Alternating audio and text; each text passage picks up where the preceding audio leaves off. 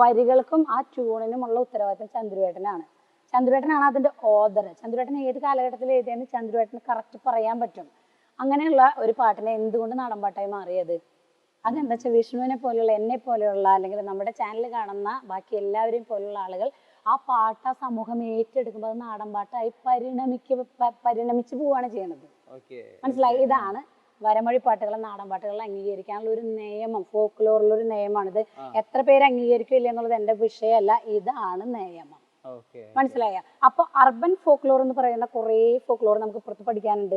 അതേ പിള്ളേരാണല്ലോ എന്നോട് ഈ ചോദ്യം ചോദിക്കുകയാണെങ്കിൽ ചോദിക്കുള്ളൂ. അവരോട് എനിക്ക് പറയാനുള്ളത്, ഈ അർബൻ ഫോക്ലോറിൽ വരുന്ന ഒരുപാട് കാര്യങ്ങളുണ്ട്.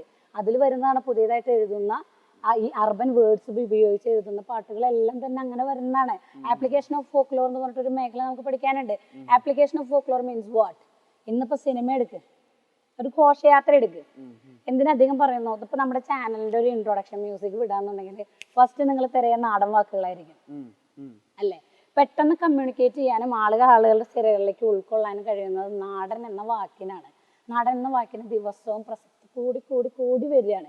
ഈ ഒരു കാലഘട്ടത്തിലെ ആപ്ലിക്കേഷൻ ഓഫ് ഫോക്ലോർ എന്ന് പറയുന്ന വാക്കിന്റെ എത്ര റെലവൻസ് ഉണ്ട്, അത്ര റെലവൻസിന്റെ എക്സ്ട്രീമാണ് ഇപ്പൊ നമ്മൾ നിൽക്കുന്നത്. ഉദാഹരണം ഞാൻ പറഞ്ഞുതരാം. സിത്താരയ്ക്ക്